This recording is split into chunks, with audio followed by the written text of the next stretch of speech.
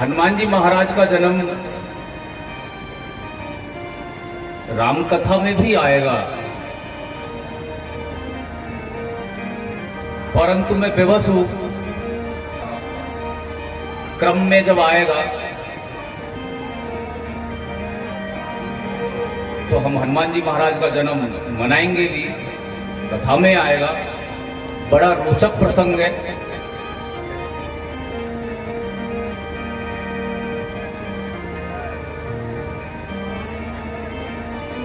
इतना भव्य आयोजन पीपली वाले बाबा के स्थान पर पहली बार हो रहा है।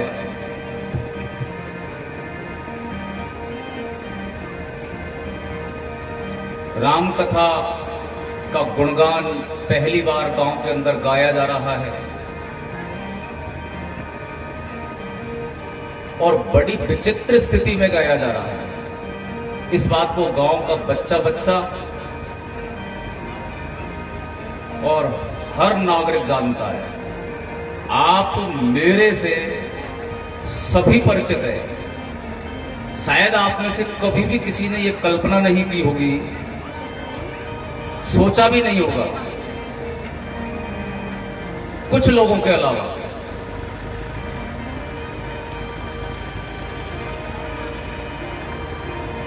लेकिन बहुत बलवान होती है, पता नहीं उसकी इच्छा क्या है।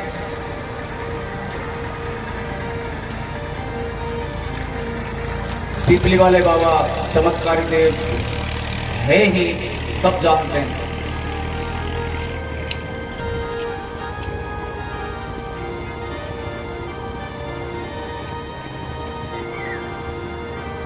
आप इस आयोजन को सफल बनाने के लिए, आयोजन में जो कार्यकर्ता लगे हुए हैं, इसके कोई विशेष कार्यकर्ता तो है नहीं।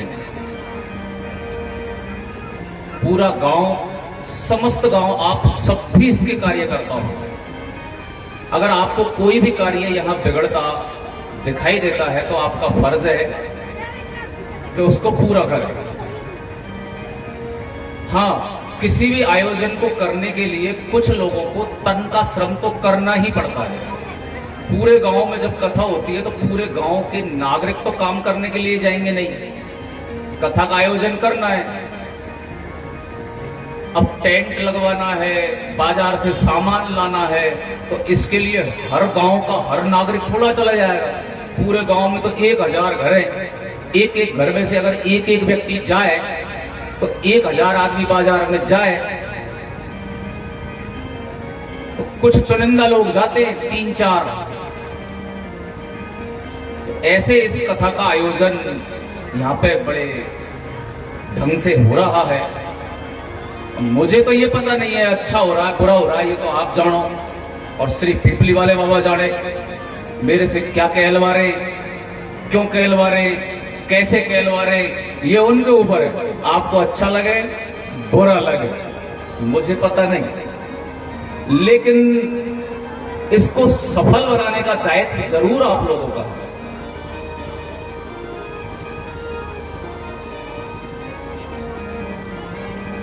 मैंने कल की कथा में भी माता बहनों से निवेदन किया। मुझे पता है इस समय गांव में फसल का माहौल चल रहा है, वो भी अपने 12 महीने का जो अन्न आना घर में जरूरी है। तो एक तो जो अपनी संख्या है ये ठीक से बढ़े तो अच्छी कथा रोचक हो, इसके लिए आप प्रयास करें। कथा में विशेष पुण्य लगता है, उसको ज्यादा लगता है जो कोई सुनना नहीं चाहे और उसको सुना दे। आप अपनी इच्छा से आ रहे हो, उसको तो पुण्य लगेगा ही सुनने का भगवान की कथा को। लेकिन अगर कोई नहीं आ रहा है और आप ले आए, 4 गुना फल है उसका, 4 गुना फल है।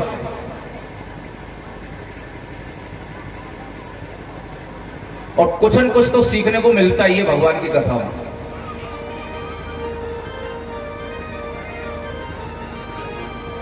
एक बात बताऊं, एक सेठ जी थे, सेठ जी।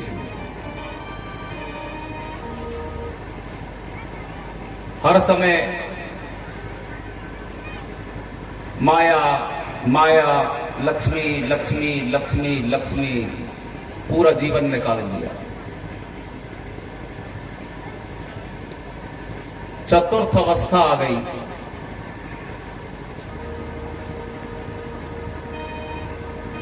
बाल्यकाल समाप्त,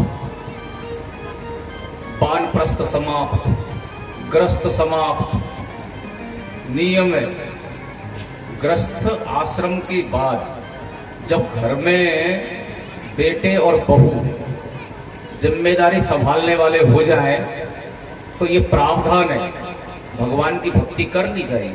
वैसे तो भगवान की भक्ति करने का कोई नियम नहीं है, ऐसा कुछ नहीं है कि बुढ़ापे में जाके भगवान की भक्ति करो। भगवान की भक्ति शुरू में भी की जा सकती है, बाल्यकाल से भी की जा सकती है, ग्रस्त जीवन में भी की जा सकती है।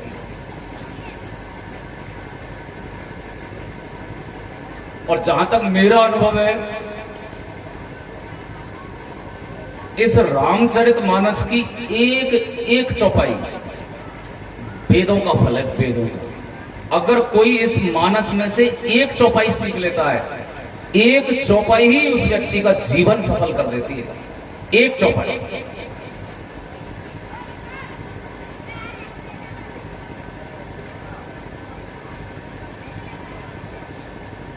और जहां तक मुझे लगता है, मैं ज्यादा तो समझता नहीं हूं, लेकिन सर्वोत्तम चौपाई याद कर लो।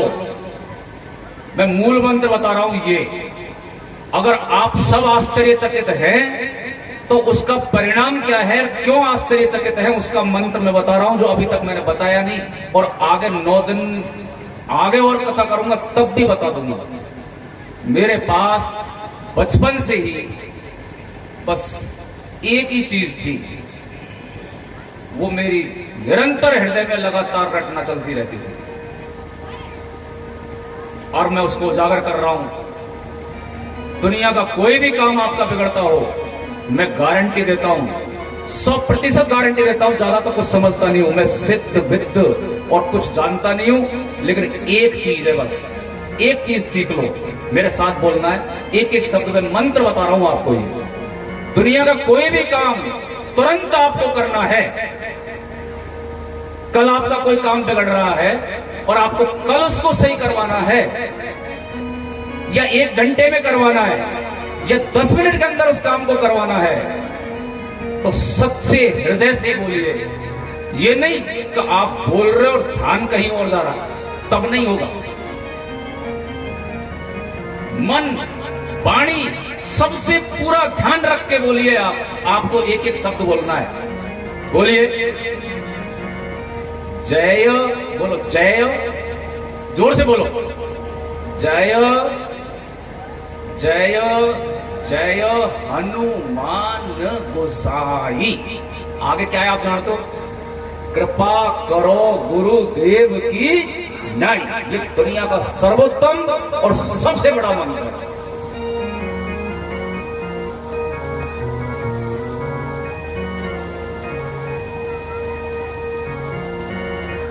इसमें आपका कोई लोभ नहीं है, आप कुछ मांग नहीं रहे हो हनुमान जी से। आप यूं कहते हो, हे हनुमान जी महाराज मेरे ऊपर ऐसे कृपा करो जैसे गुरुदेव कृपा करते हैं। अब गुरु का एक नियम होता है, शिष्य कितना भी उद्दंड हो, लेकिन गुरु कभी भी अपने शिष्य का बुरा करता ही नहीं है। चाहे शिष्य नालायक हो जाए और गुरु का कुछ भी बिगाड़ दे हो, लेकिन गुरु कभी भी अपने शिष्य का बुरा सोच ही नहीं सकता। इसलिए हनुमान जी महाराज गुरु की तरह कृपा करें, ये मांगा करो, सब काम आपके सिद्ध हो जाएगा। दूसरा, ये आयोजन हो रहा है,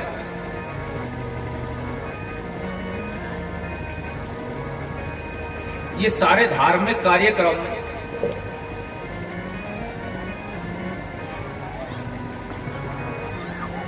योगदानों से ही चलते हैं।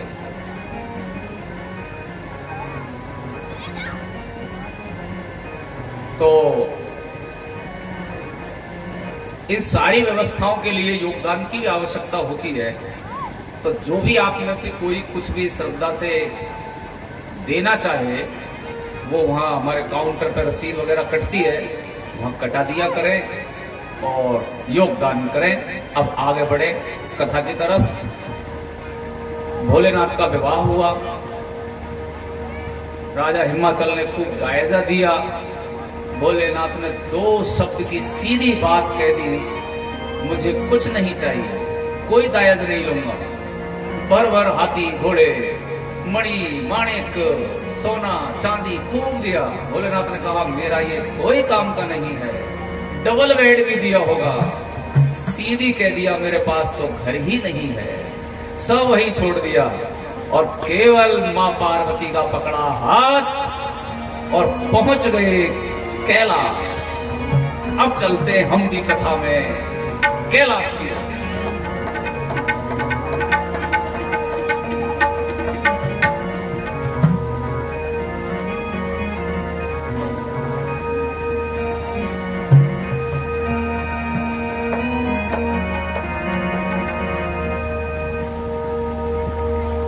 जही शंभु कैलाश ही आए,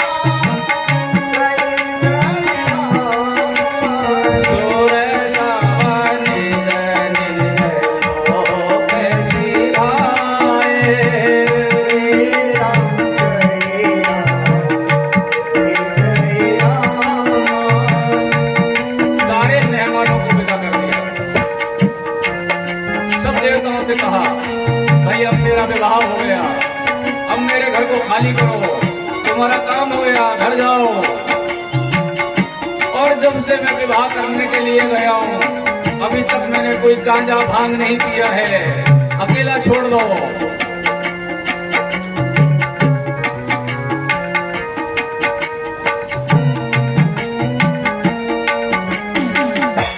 बाबा तुलसीदास कहते हैं ऐसी जोड़ी है, कैसी जोड़ी है,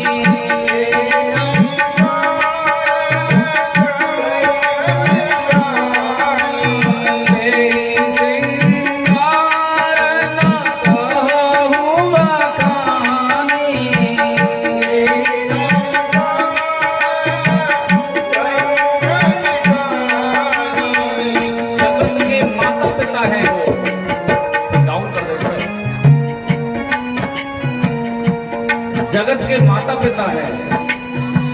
अब मैं उनके रूप का अधिक वर्णन करूंगा तो मुझे दोष लगेगा, इसलिए मैं जगत के माता पिता के बारे में और कुछ ज्यादा नहीं कहूंगा। ऐसी सुंदर जोड़ी है।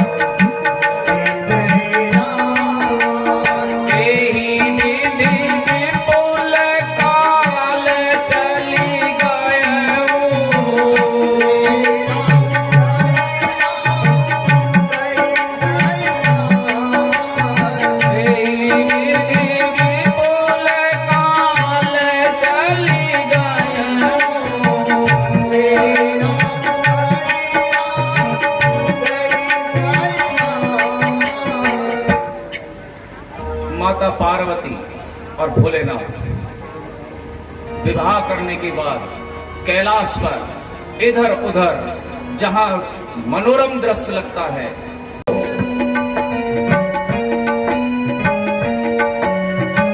बाबा यादवल्लभ जी महाराज बाबा भारद्वाज को सुना रहे हैं। प्रथम दिवस की कथा में आया है। ये सारी जो कथा अब तक चल रही है, बाबा यादवल्लभ जी, याद है आपको, रोका शाम के समय कथा सुनने के लिए।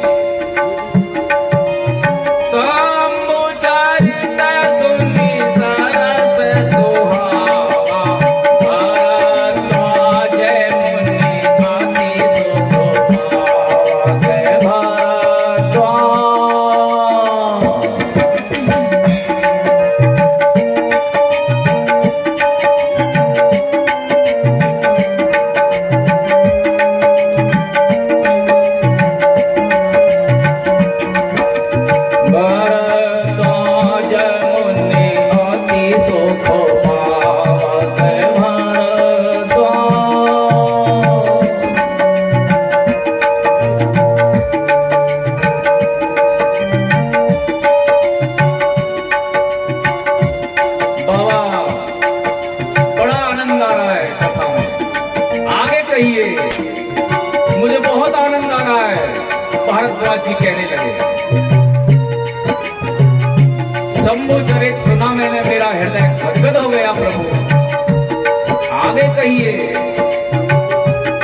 मुझे इसमें आनंद आता जा रहा है प्रभु, मैं अपनी सुध-बुद्धि भूल गया हूं। कहते रहिए। ऐसी संजीवनी बूटी है, ऐसा रस है, दुनिया की कोई किताब,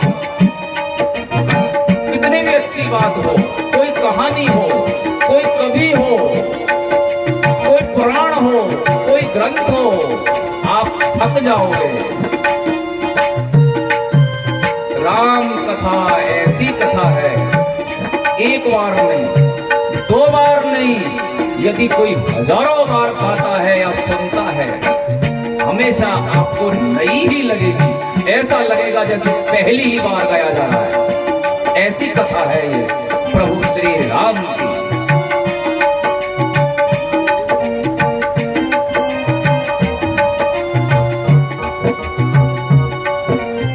आगे कथा में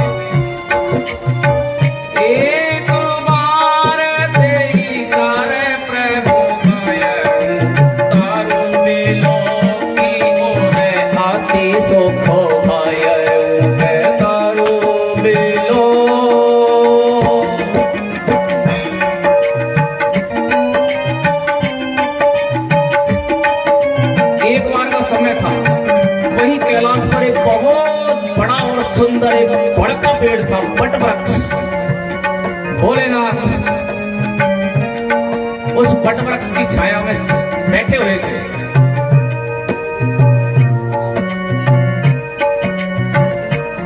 माता पार्वती ने देखा, शुभ अवसर जाना।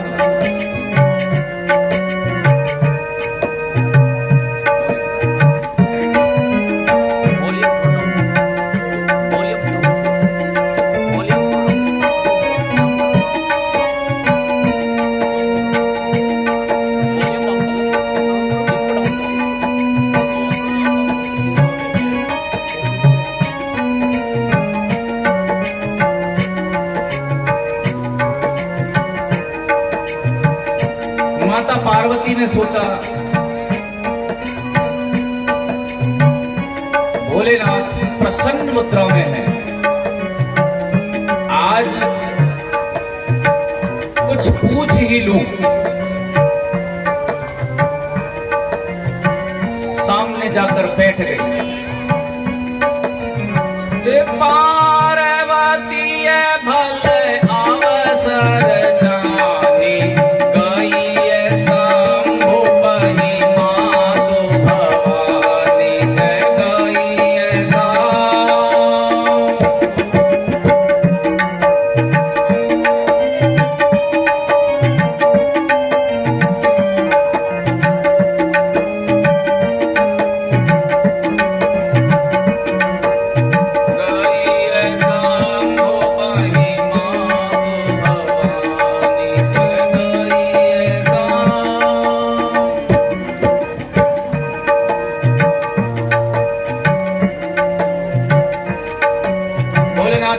गई और कहने लगी, जो मो पर प्रसन्न सुख राशि, जानिए सत्य मोहि निज दासी, के जाने हो। हे देवादिदेव, हे महादेव, यदि तुम वास्तव में मुझ पे प्रसन्न हो तो मुझे अपने चरणों की दासी समझकर मेरी एक स्तुति सुन लो। गोविंद गोपाल नंदलाल, कृष्ण गोविंद गोविंद गोपाल नंदलाल, हे गोविंद नंदलाल, हे गोपाल नंदलाल, हे गोविंद नंदलाल, हे गोपाल नंदलाल, हे गोविंद नंदलाल, हे गोपाल नंदलाल, हे गोविंद नंदलाल, हे गोपाल नंदलाल, कृष्ण गोविंद गोविंद गोपाल नंदलाल, कृष्ण गोविंद गोविंद गोपाल नंदलाल।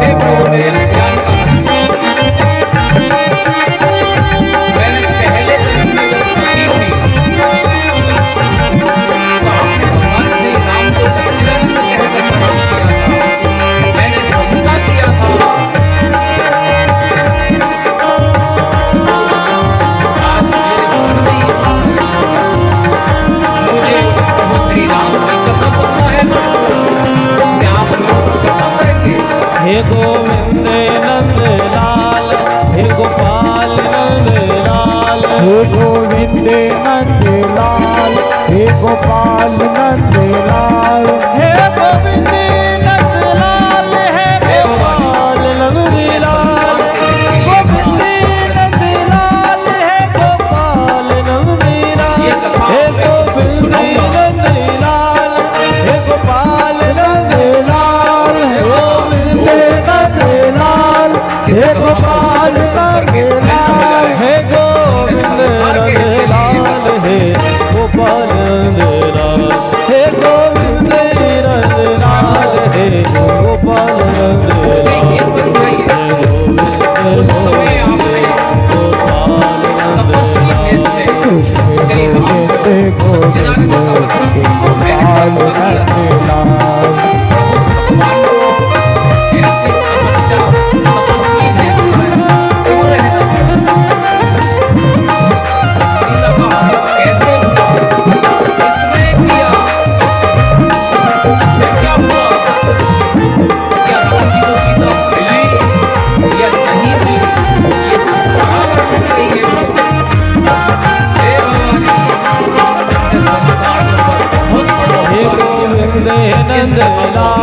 सुनाऊंगा, लेकिन ध्यान रहे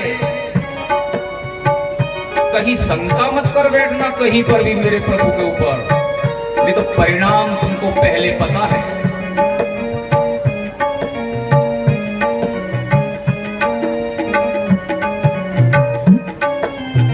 हे प्रभु,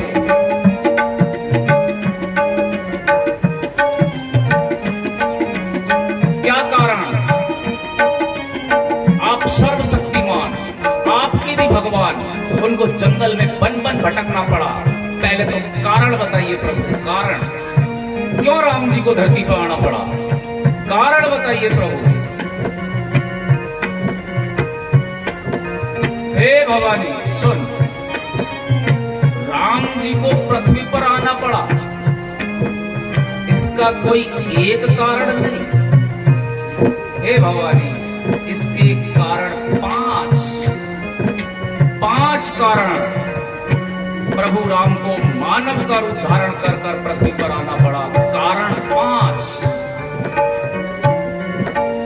दुनिया के सब कथाकार या तो कथाओं में 1 सुनाते हैं, 2 सुनाते हैं, 3 सुनाते हैं, परंतु ये मंद बुद्धि बालक कोशिश करेगा कि आपको 5 ही सुना पाऊं।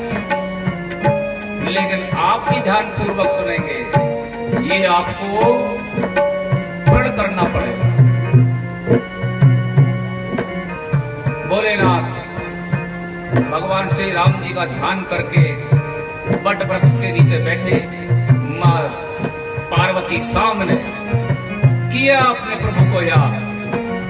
ये राम कथा ऐसी ही है, ये पहले से किसी पे आती जाती नहीं है, पक्का 100% है, पक्का मान लो ये पहले से किसी पे नहीं आती जाती है, किसी कथाकार पर किसी पे नहीं आती है ये पहले से। जब इस कथा को कहने लगते हैं तो साक्षात ये कहते हैं,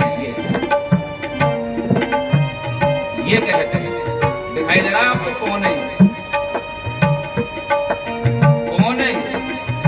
बोलो जोर से, बोलिए हनुमान जी महाराज की।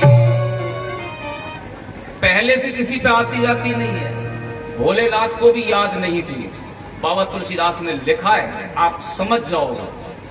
ए हर ही राम चरित सब